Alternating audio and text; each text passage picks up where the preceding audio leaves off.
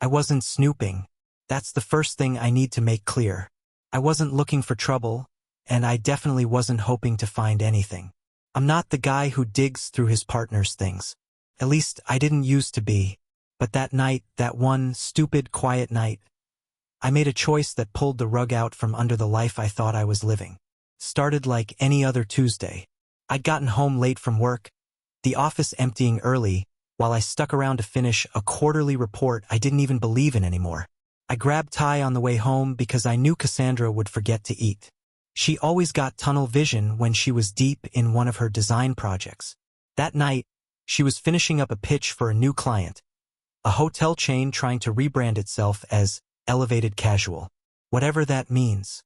We ate in near silence, her fork tapping against her plate while her mind stayed somewhere far from our tiny kitchen. I tried to make a joke about the takeout being spicier than advertised, and she forced a laugh, the kind that doesn't reach the eyes. After dinner, she barely looked at me before heading off to the shower. That's when it happened. Her tablet was on the bed, still lit up. A notification slid across the top of the screen. Something from her cloud storage. I wasn't going to touch it, I swear. But then I saw the preview, a photo. It had been automatically uploaded from her phone. The location was tagged, a downtown Italian place we used to go to on anniversaries. That's what caught me. I tapped it. I wish I hadn't. The image took a moment to load. The Wi-Fi in our apartment had been spotty for weeks, but eventually it appeared, and with it, everything started to unravel. There she was, Cassandra, my wife of 4 years, in a dimly lit booth with a man I didn't recognize at first. She was smiling, no, laughing, full-bodied, throw your head back laughing, the way she used to when I'd whisper something inappropriate in her ear at family dinners. But that smile wasn't aimed at me. It was at him. She was leaning against his shoulder, holding his tie in her hand like a ribbon she was about to unwrap. Her fingers curled into it, not in a casual way, not how colleagues interact. There was an int asterisk Macy to it. Familiarity. And he wasn't pulling away. He was smiling too. I sat on the edge of the bed, stunned. At first, I thought maybe it was a joke. Some team-building dinner, maybe a prank.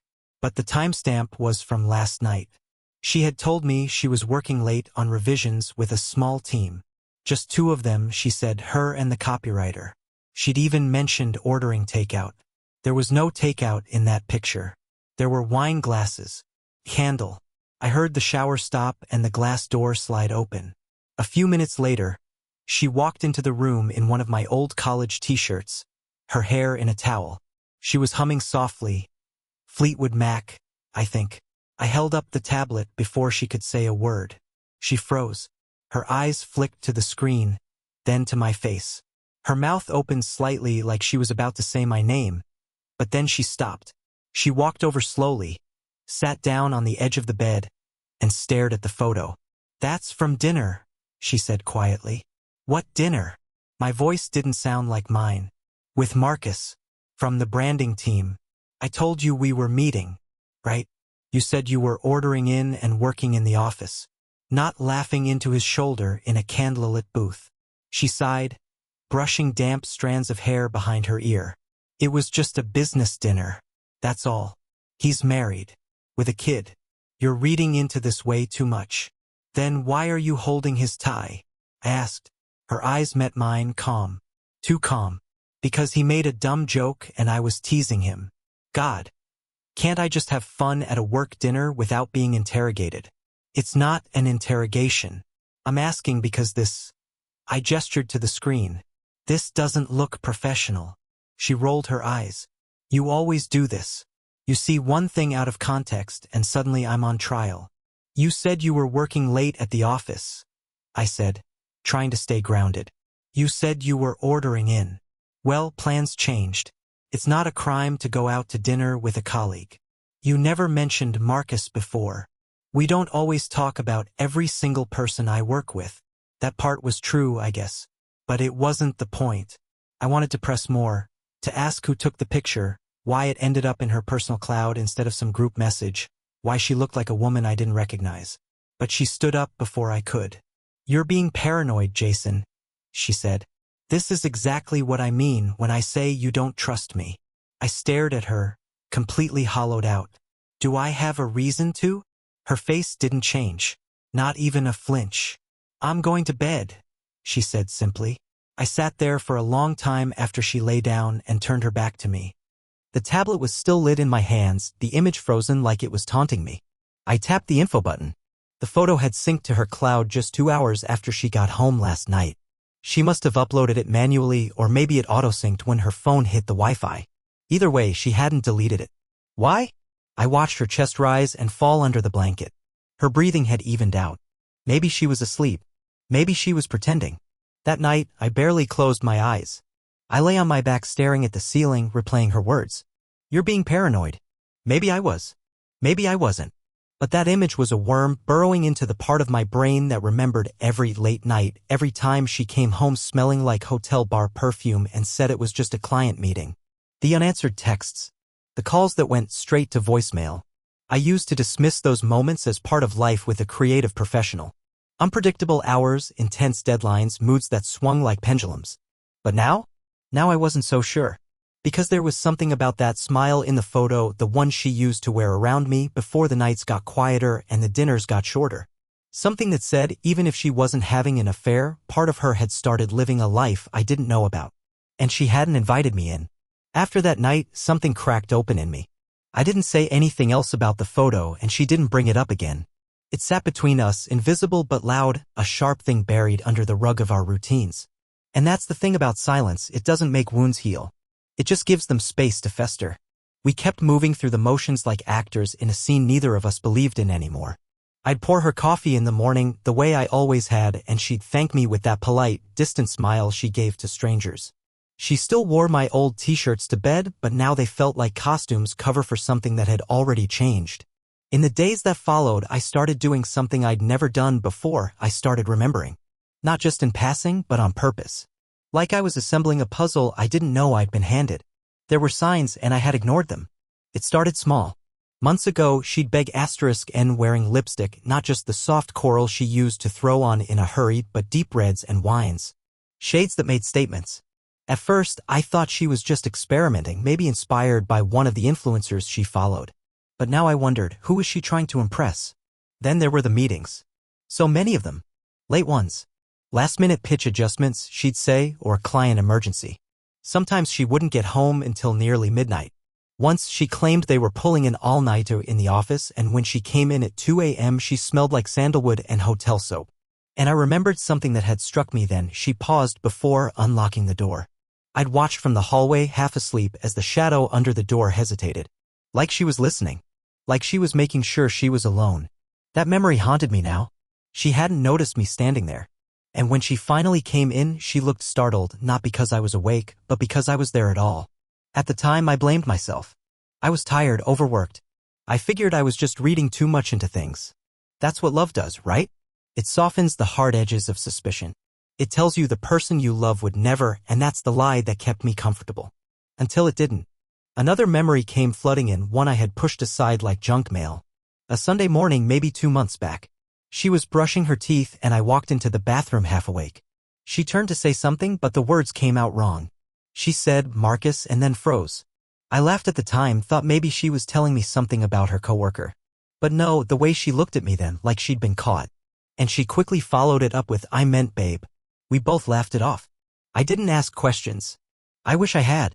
Back then I had chalked it all up to stress. Our jobs were demanding. We weren't connecting the way we used to. I figured it was a dry patch, something every couple went through. But now that dry patch looked less like a rough season and more like scorched earth. And the phone. God, the phone. She used to leave it lying around. On the couch, on the counter, screen up, sometimes with notifications still visible. But lately, it never left her side. Even when she slept, it was there, screen turned inward, clutched in her hand like a secret. Once, I reached for it by reflex when it buzzed in the middle of the night. She snatched it so quickly it startled me. "You scared me," she'd said, pressing the screen against her chest. I thought it was my alarm. It wasn't. She didn't offer to show me who it was. I didn't ask. I was afraid of what I might see. I started noticing how carefully she curated her responses, how often she said "it's nothing" when her phone lit up. The screen lock changed. I asked her about it and she said it was just for security, that work required two-factor authentication now. I believed her. Or I pretended to. I think part of me didn't want to know. Not really. Because once you know, you can't unknow. You can't go back to lazy Sunday mornings and inside jokes and wondering what to watch on Netflix. Once doubt takes root, it grows. Fast. Aggressive. And it strangles everything else. That's when I started doing what I once promised myself I never would. I began paying attention. She had a new perfume. It wasn't something I bought her. I noticed it one night when she came home late, a sweet, unfamiliar scent with a musky edge.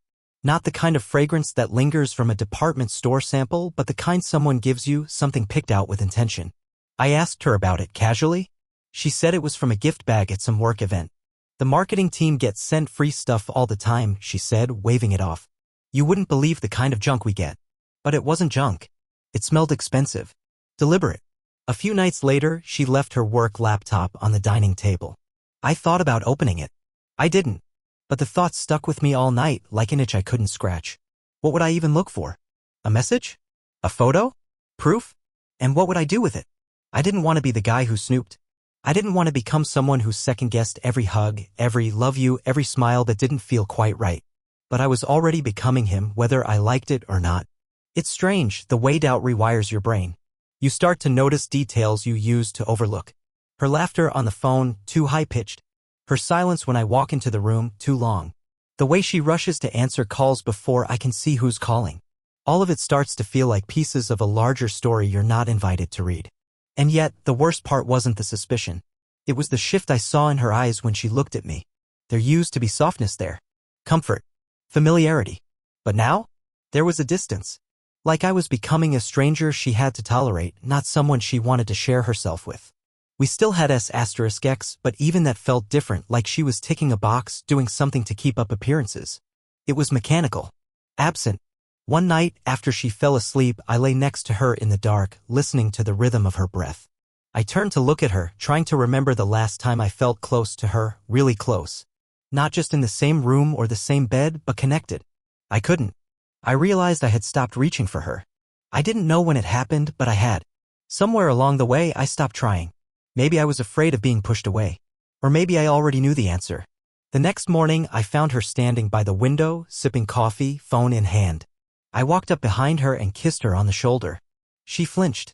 Just slightly. But it was enough. She turned, smiled, kissed me on the cheek. Morning, she said, too cheerfully. That smile didn't reach her eyes, either. And that's when I knew. Deep down, where all the unspoken truths live, I knew. There was someone else. Maybe she hadn't said the words out loud. Maybe she hadn't even crossed the line in a way that could be defined on paper.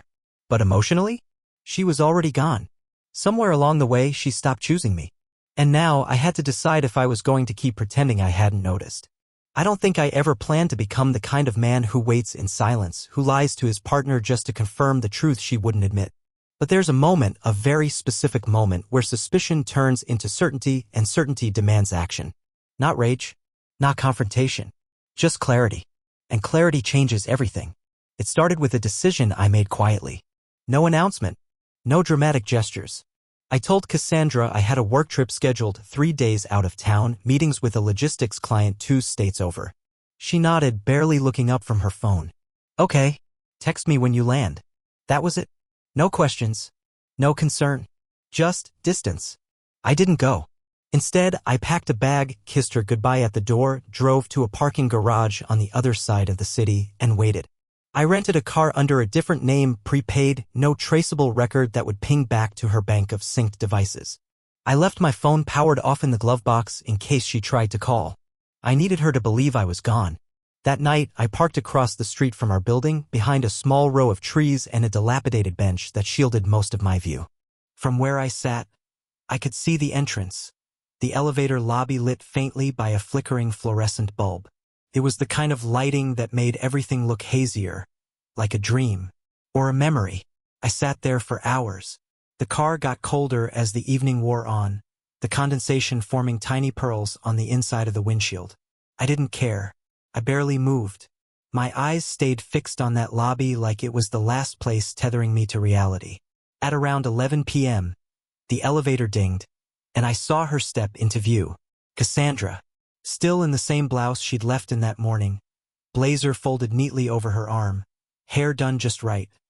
Not windblown or work mussed, but touched up, fresh. She looked good. Too good. She wasn't alone. He was with her, Marcus, the same man from the photo. The one she said was just a married colleague. Only now they weren't acting like colleagues. They weren't touching, not quite, but they were close. Too close. You could tell when two people shared a secret. It clung to them in the way they stood, the unspoken gravity between their shoulders. They exited the building together, stood under the awning, and shared a quiet laugh before she lightly punched his arm. Playful, in asterisk mate. Familiar. He handed her something, maybe a charger or her keys, and then turned and walked off down the street. She watched him go. Then she looked around. I ducked down instinctively, holding my breath as if the glass of my windshield could suddenly become transparent under scrutiny. But she didn't see me. After a moment, she stepped back inside, glanced once at her phone, and disappeared into the elevator. I didn't follow her in. I didn't need to. Not yet. The next morning I came home early. I let myself in like I was arriving from my trip. She was in the kitchen, hair wet, dressed in the same navy dress from the night before. She jumped a little when she saw me. "You're back?" she asked, brushing a strand of hair behind her ear. "Flight got bumped up," I lied. "Red-eye. Thought I'd surprise you." She smiled, the kind that feels carved, practiced. "Well, you did." That evening, I found the dress on the back of the bathroom door. I don't know why I did it, but I picked it up, held it to my face. And that scent, faint, buried beneath her perfume, it wasn't mine. It wasn't anything she wore before. But I still said nothing, because I needed more. 2 nights later, she was out again. Another late meeting. I said I had dinner plans with an old friend. She nodded, distracted, and left without asking who. Her bag was packed, just like before. A slim clutch, barely big enough for her wallet, but no laptop, no files, no project materials. And this time I followed her. I stayed far enough back that she wouldn't see me. Just another car in traffic, another stranger at a red light. I knew her routes, her habits, the places she usually mentioned in passing. But that night, she didn't go anywhere familiar. She drove to a midtown hotel, not flashy, but upscale enough to offer discretion. I parked across the street and waited. She pulled into the underground garage, and for a moment I considered going in after her. But I didn't have to. 5 minutes later, Marcus showed up. Different car. Same casual jacket. He walked in like he knew exactly where to go. And that was all I needed. When I got home that night, something had changed in me. Not snapped. Just settled. Like all the wires in my brain had finally aligned, and everything made sense. Horribly, cleanly, completely. She was cheating on me. Not just emotionally. Not just flirtation. The kind of betrayal that doesn't come with excuses or soft reasoning. The kind that rewrites every memory you once called sacred. I didn't cry. I didn't rage. I didn't even move. I just sat at our kitchen table and stared at the 2 cups of coffee we used to share every Saturday morning. The chair across from me felt like a grave marker. Later, I walked into the bedroom and found her already asleep, or pretending to be. I crawled into bed beside her. She shifted, rolled toward me, curled into the crook of my shoulder like she used to when we were new. Her breath was steady, her body warm, but I felt nothing. I stared at the ceiling and thought about how easily people lie. Not just to each other, but to themselves.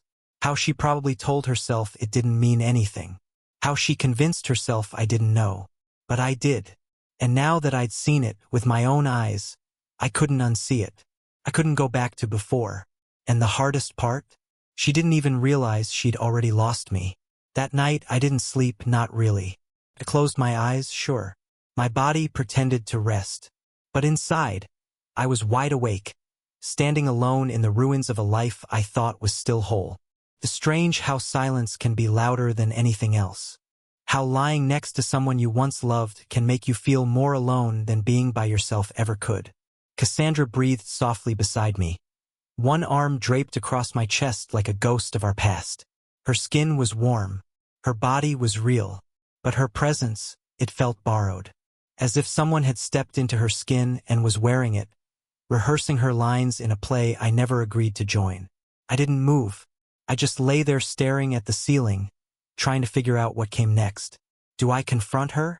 Do I scream? Do I beg for honesty she already chose to discard? What do you do when the truth you feared becomes the ground you're standing on? And suddenly, there's nothing holding you up.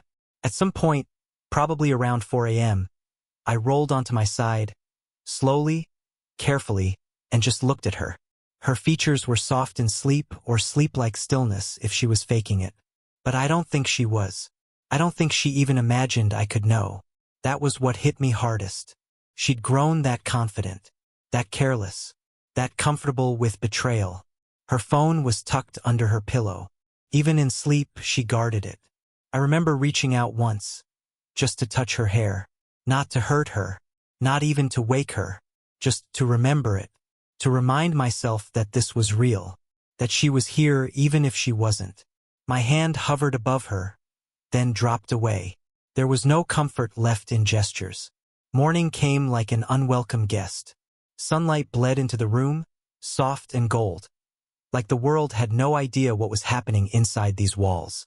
She stirred, yawned, stretched, and looked at me with a sleepy smile. "Hey," she whispered. "You're up early." I nodded, tight-lipped. Couldn't sleep. She rubbed her eyes and rolled over, grabbing her phone like clockwork. Thumbprint unlock. Quick glance at the screen. A smile she tried to hide. My stomach twisted. I got up, made coffee. She joined me 10 minutes later in one of my old sweatshirts, hair tied up messily, like she was still playing the part of us. She poured her cup, added too much sugar, something she only did when she was nervous, and sat across from me like we were fine. I watched her sip, watched her pretend. We talked about nothing. Traffic, work, a neighbor's broken mailbox. She mentioned her team was meeting later that evening to finalize edits on a client proposal. I just nodded. I didn't ask who was going. I didn't need to. When she left for work, I stayed behind and sat in the kitchen long after the door clicked shut. I listened to the silence she left behind. It didn't feel like absence. It felt like aftermath. It hit me how much of our life had been reduced to habits. Shared routines held together by duct tape and denial. We weren't in love anymore. We were in inertia. She was slipping away, piece by piece, and I'd let her, because I was afraid of what it meant to face the truth without flinching. But I wasn't flinching anymore. That night, she didn't come home until after 11. Said the meeting ran long. Marcus had some client notes that came in last minute. She was apologetic, overly so, like she'd rehearsed it. She dropped her bag by the door, kicked off her heels, and walked into the kitchen like nothing had changed. I watched her move, not the way you watch a lover, the way you watch a stranger, carefully, cautiously, noticing the little details, like how her fingers trembled slightly when she poured her wine, or how she glanced at her phone every few seconds, waiting for a message she didn't want me to see. She leaned against the counter and asked, "How was your day?" I shrugged. "Quiet." "Do anything interesting?" "No." She smiled at that. "Sometimes quiet is good, right?" I nodded. "Sometimes." We didn't say much else. I followed her to bed an hour later. She slipped under the sheets, facing away from me. I stared at her back for a long time, the curve of her shoulder, the dip of her spine. I used to trace that path with my fingers like it was holy. Now it looked like the edge of something I was being pushed off of. I didn't reach for her. I didn't say goodnight. I just lay there, heart pounding, thoughts screaming, silence roaring. Because the truth was too loud now. Louder than her breathing. Louder than the excuses. Louder than the memory of the vows we once whispered through tears. I couldn't unsee what I'd seen.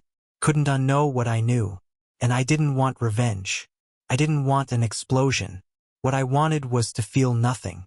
To walk away without crumbling. To detach so cleanly that when I left, I wouldn't even flinch. I wasn't there yet. But I was close. The next morning I started small. I changed the lock screen on my phone. Took her photo off it. A tiny step, but it felt seismic. I left the house early. Didn't say goodbye. Just walked out, keys in my hand, heart in my throat. At work, I stared blankly at my monitor. Emails, spreadsheets, deadlines, none of it mattered. I opened a new tab. Searched for divorce attorneys. Didn't click anything. Not yet. That evening, she called to say she'd be late again. Dinner with the client. I told her not to worry, that I'd order something for myself. I didn't ask where. I didn't ask who. I think that scared her more than if I had. Because indifference is louder than anger.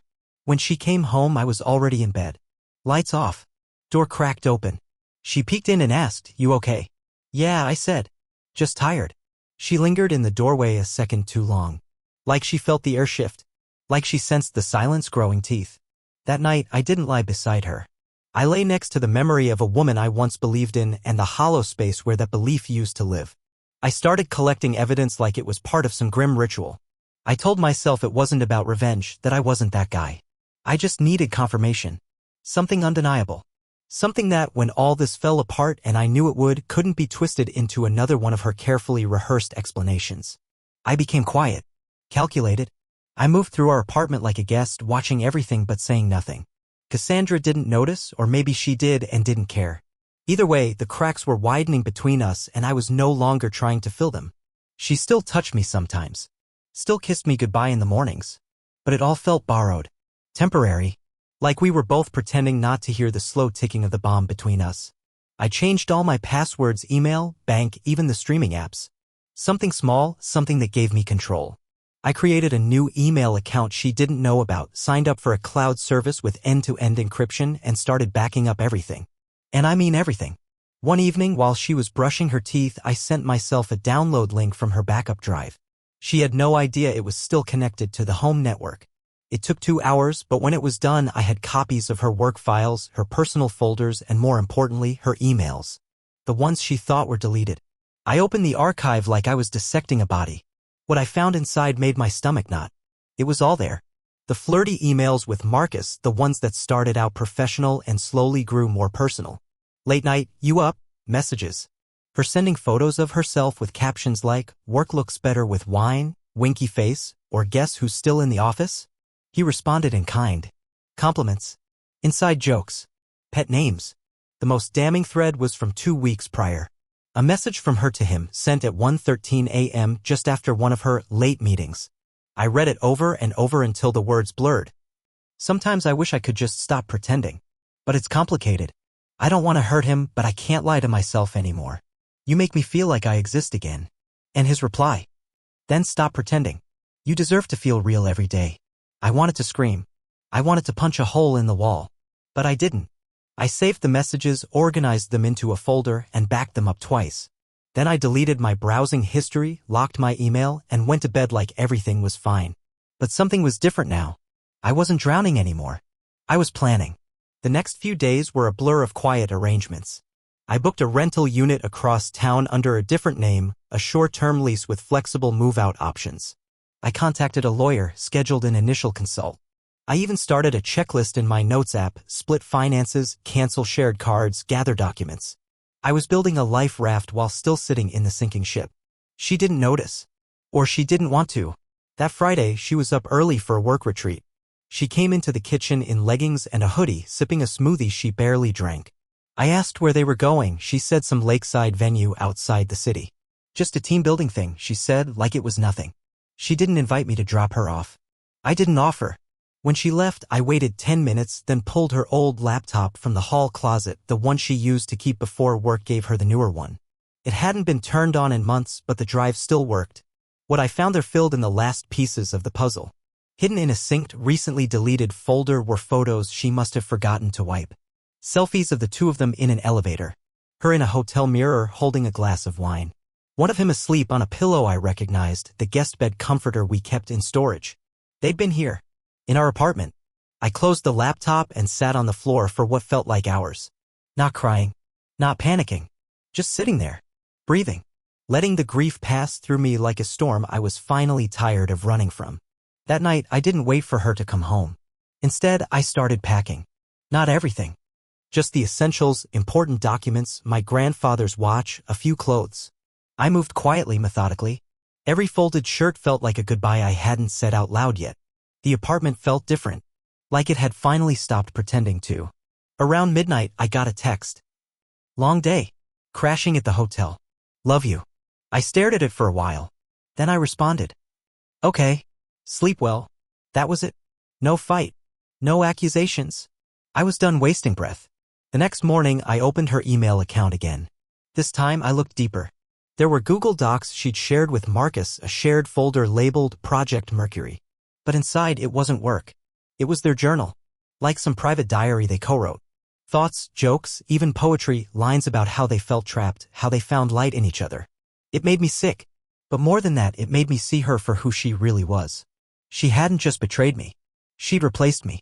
And now it was my turn to disappear. I printed everything. Bound it in a folder. Slipped it into my briefcase. Then I set the stage. Her big presentation was coming up, the one she'd been talking about for weeks. A make-or-break pitch to a major client. I knew the date. I knew the venue. I even knew what time she'd be setting up. That morning, I dressed in a clean button-down, shaved, and headed to the downtown convention hall. I didn't tell her I'd be there. I didn't need to. The room was sleek and modern, floor-to-ceiling glass, filled with the low hum of polite conversation and the occasional rustle of suits. I didn't belong there. But I wore the uniform, navy blazer, pressed slacks, polished shoes. No one questioned me.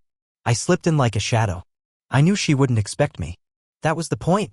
She was already there when I arrived, standing near the podium, laughing too loudly at something her boss had said. She looked confident. In control. The Cassandra I fell in love with, only now I knew it was a performance.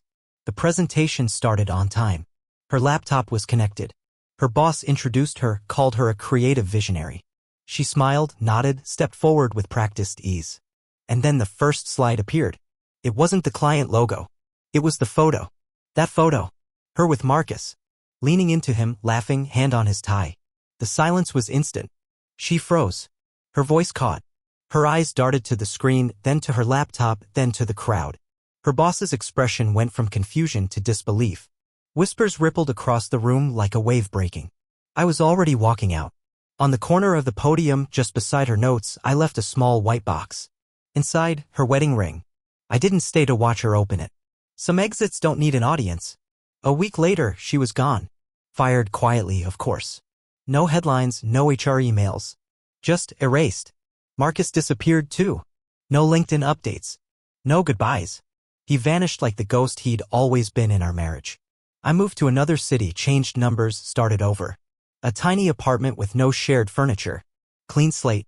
Quiet. She called. Texted. Emailed. Please, can we talk? I didn't respond. She said she was sorry. That she never meant to hurt me. But that's the lie people tell when the damage is already done. She didn't trip and fall into another man's life. She walked there, eyes open. What she destroyed wasn't just trust. It was a version of myself I can never go back to, the man who believed in her without hesitation. She burned that down. And I let her. But here's the part she'll never understand. I don't hate her. I just don't owe her any more of me. She played her game. And now she's left with the silence. Me? I've moved on. Not out of anger. Out of peace. Because sometimes walking away is the loudest thing you'll ever do.